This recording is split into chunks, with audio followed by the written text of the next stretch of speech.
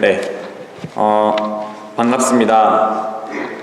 이렇게 또 한 번 우리 사랑하는 한빛교회 성도님들께 하나님의 말씀을 전할 기회를 얻게 되어서 기쁘고 영광으로 생각합니다. 지금 타지에 가 계신 그 오용주 목사님을 위해서 일정과 건강 위해서 계속 기도해 주셨으면 좋겠습니다.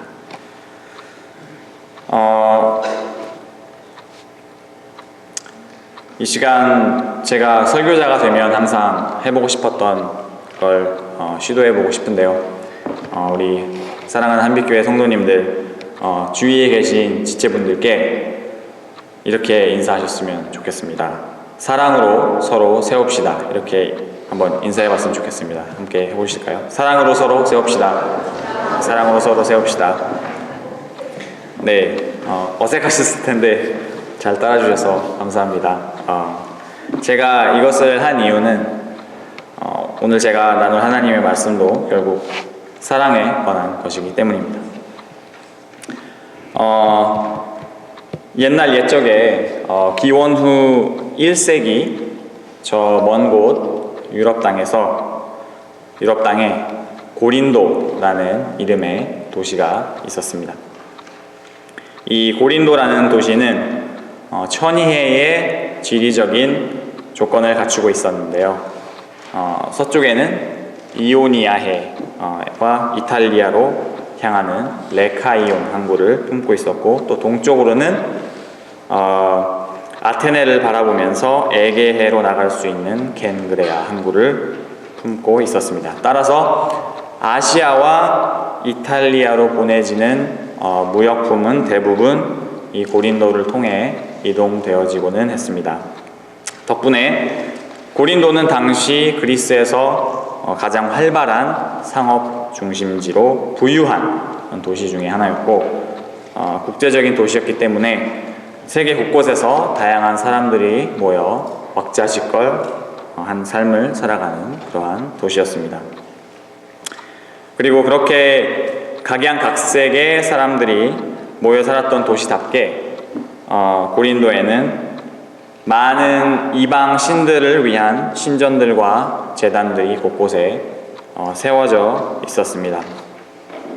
이러한 도시에서 고린도의 시민들은 각자 자신들의 경제적 이익을 극대화하기 위해 노력하고, 또 그렇기 때문에 매우 빈부격차가 큰 심한 사회를 만들었고, 또 각자 자신들에게 그렇게 부를 통해 편하고 안락한 삶을 가져다 줄 이방 신들을 섬기는 우상 숭배가 아주 가득 찬 사회를 만들었습니다.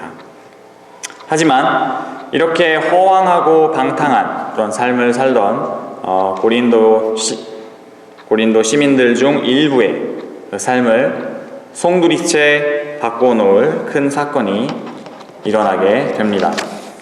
어떤 사건이었을까요? 네, 다음. 네. 그 사건은 바로 엘리트 유대인 출신으로 그리스도인들을 심하게 핍박했지만 도중에 예수님을 만나고 하나님의 사도가 된 바울로 인해 이 도시에 복음이 전해지게 된 것이죠. 사도 바울의 고린도 선교에 대한 이 흥미진진한 이야기는 사도행전 18장에 잘 나와 있습니다. 혹시 호기심이 있으신 분들은 읽어보시기 바랍니다. 어쨌든 이 사도 바울이 전하는 복음, 예수님의 기쁜 소식을 받아들인 고린도 시민들은 세례를 받고 또 성령님의 풍성한 은사 또한 함께 받게 됩니다. 그리고 그렇게 그들은 1년 반 동안 함께 머물며 사역하였던 사도 바울에게 신앙에 대한 많은 것을 배우고 으쌰으쌰하며 함께 교회 공동체를 열심히 일궈냅니다. 그러나 여느 신앙 공동체가 그러하듯이 정말 하나님 앞에 바로 선 지도자가 곁에서 지속적인 관심을 가지고 잘못된 길로 가지 않도록 보살펴주지 않는다면 크고 작은 문제들이 생기기 마련이고, 이 고린도 교회 또한 마찬가지였습니다. 사도 바울은 이방인들의 선교사로 부르심을 받았기 때문에 한 교회에 오래 머물 수가 없었습니다. 때문에 고린도 교회를 세우고 다른 곳에서 사도 바울이 선교를 하고 있는 동안 여러 루트를 통해서 고린도 교회에 대한 굉장히 우려스러운 소식이 바울에게 많이 들리기 시작합니다. 그 중에 사도 바울에게 큰 근심을 끼쳤던 원인 중 하나는 바로 고린도 교회 성도들이 바울에게 직접 쓴 편지의 내용 때문이었습니다. 이 편지에는 고린도 교회 성도들이 바울에게 결혼한 부부의 생활에 대한 문제, 또 성령님의 은사에 대한 문제 등 신앙생활과 관련된 여러 가지 그들의 고민들이 포함되어 있었고, 오늘 저희가 함께 살펴볼 문제인 우상에게 바쳐진 음식에 대한 질문 또한 포함되어 있었습니다.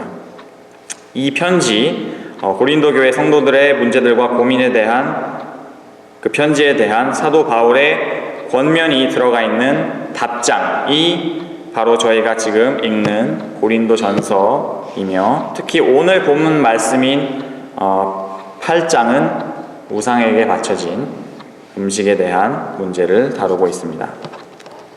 그리고 8장은 사도 바울이 고린도 교회 성도들에게 받은 편지의 내용의 일부가 많이 인용되어 있습니다. 따라서 오늘 본문 말씀을 읽으면서 사도 바울의 우상에게 바쳐진 음식에 대한 그런 입장이 좀 애매한 것 같다, 먹으라는 건지 먹지 말라는 건지 잘 모르겠다라고 느끼실 수도 있는데, 그것이 바로 여기서 사도 바울이 본인의 생각만 전하고 있는 것이 아니고 고린도 교회 성도들의 말을 빌리고 있기 때문입니다.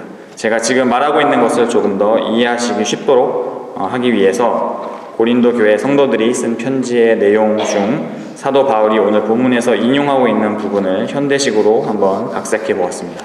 오늘 본문 말씀을 한번 생각하시면서 들어보시기 바랍니다. 친애하는 바울 사도님께 안녕하세요. 잘 지내고 계신가요? 저희 고린도 교회 성도들은 항상 바울 사도님의 건강과 사역을 위해 기도하고 있습니다. 중략, 또 말씀드릴 것이 있습니다. 음식에 관한 문제인데요.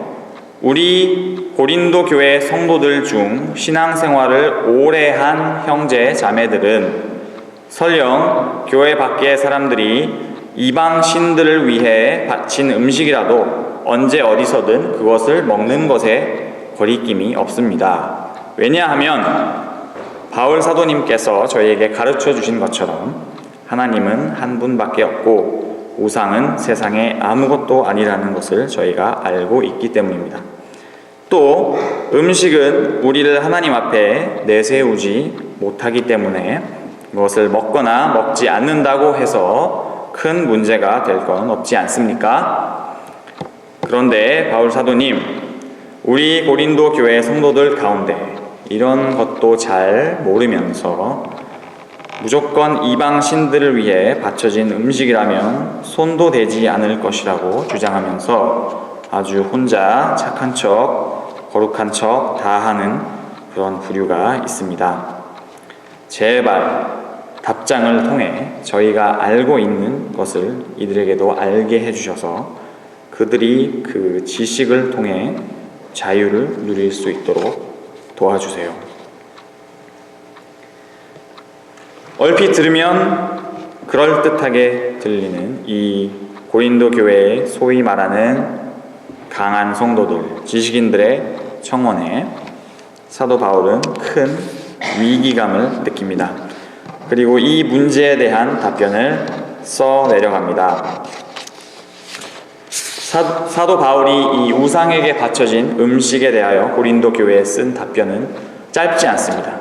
고린도 전서 8장에서 10장에 걸쳐 이 문제에 대한 결론은 10장 후반부에 명확히 나와 있습니다. 스포일러를 해드리면 그 결론은 당연히 어떠한 음식이든 어디에서 먹던 간에 그것이 우상에게 바쳐진 제물이라면 그 음식을 먹어서는 안 된다는 것입니다.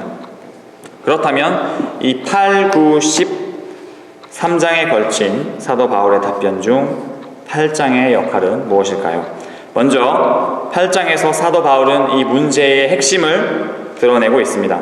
8장 1절을 함께 보시면 우상의 제물에 대하여는 우리가 다 지식이 있는 줄을 아나 지식은 교만하게 하며 사랑은 덕을 세우나니 라고 사도 바울은 권면합니다. 우리가 읽는 이 구절의 한글 번역본을 보면 그 원래의 의미가 조금 약해지는 느낌이 있는데요. 원어를 살펴보면 교만하게 하며 라기보다는 너무나 부풀어 올라서 터질 지경을 의미하는 단어를 쓰고 있고, 또 덕을 세우나니 라는 표현보다는 서로를 세우다, 함께 만들어가고 함께 성장하다 라는 의미의 단어를 쓰고 있습니다.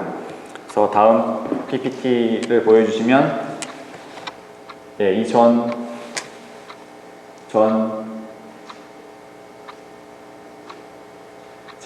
것 같은데요. 네, 없네요. 제가 그냥 말씀으로 해드리겠습니다.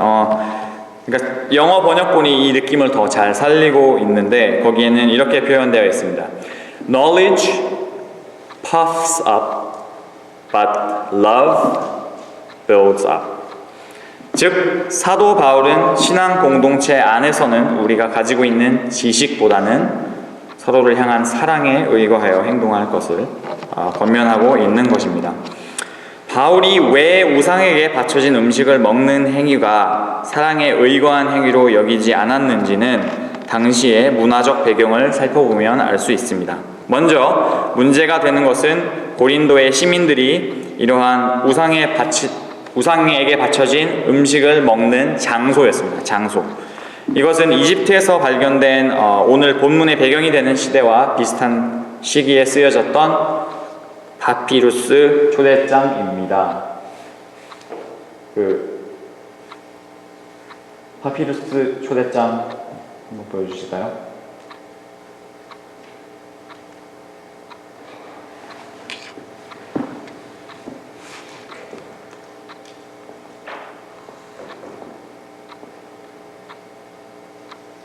네.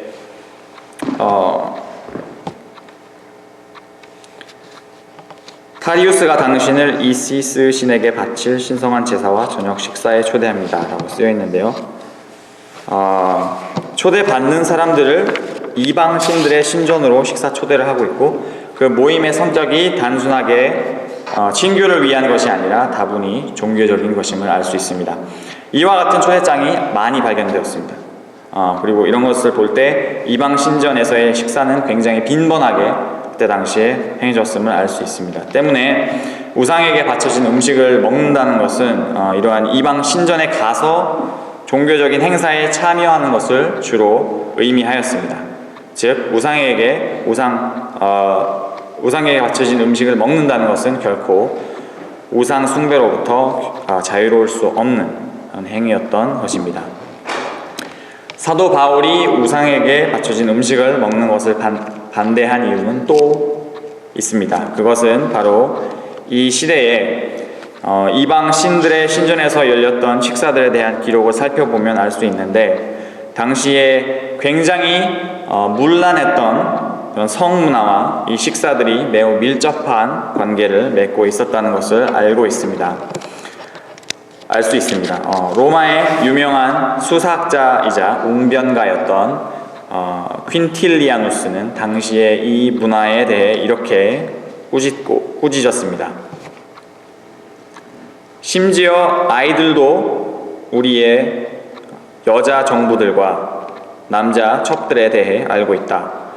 이들과 함께하는 모든 저녁 식사 모임마다 우리의 아이들에게 노출되는 음란한 노래들과 행위들은 입 밖으로 내기조차 부끄럽다. 이러한 기록들을 볼 때에 우상에게 바쳐진 음식을 먹는다는 것은 그 자리에 참석한 사람들에게 매우 심각한 도덕적 해이를 불러올 수 있는 그런 자리였음을 알 수 있습니다.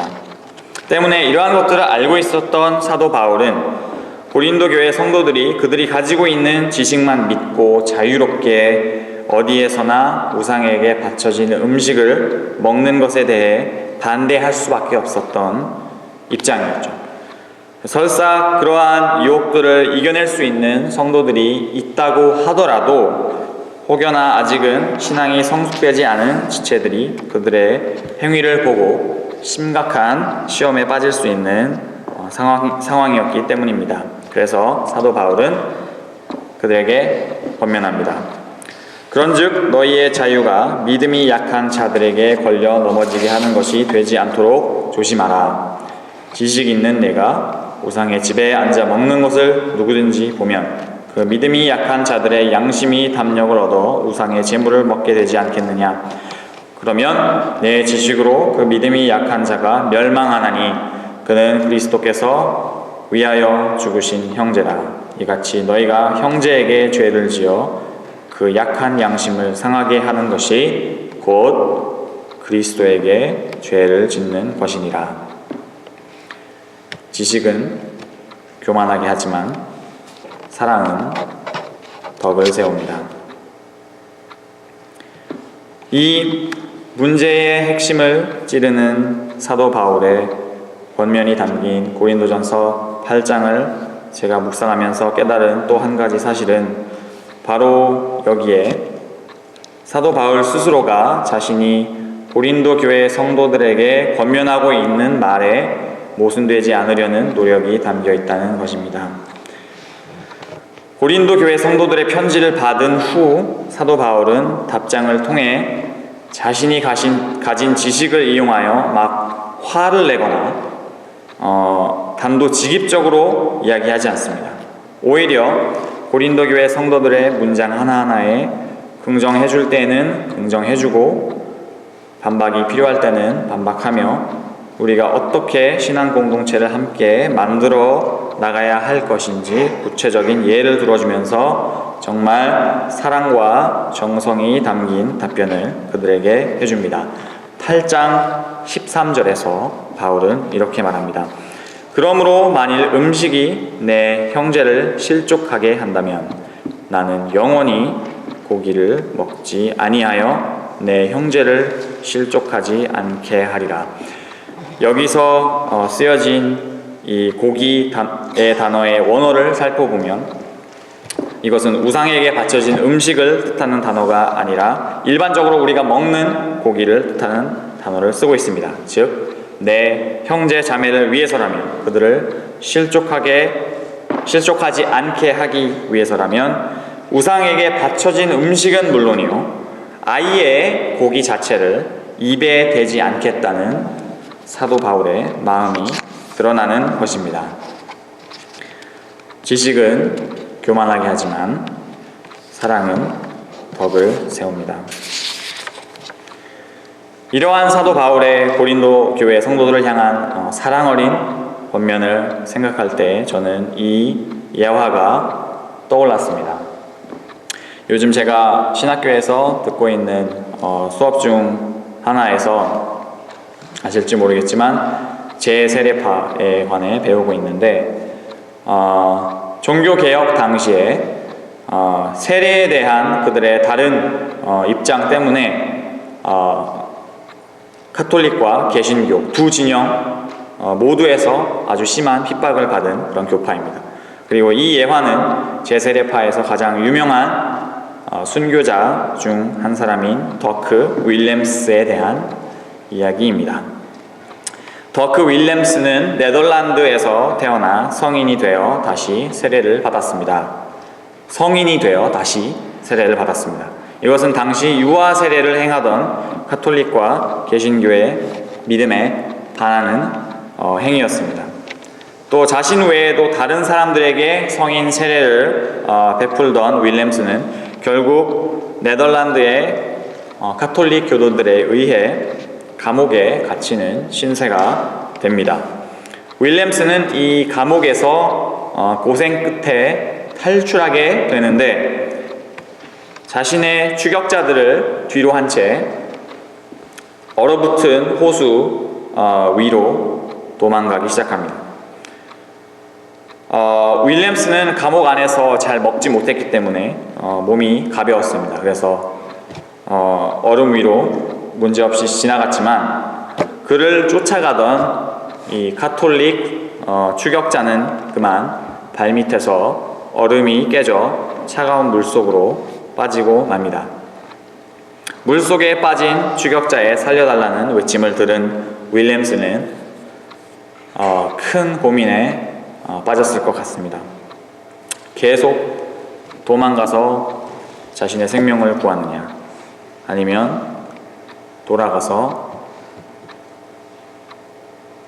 자신을 추격하던 그 사람의 생명을 구하느냐.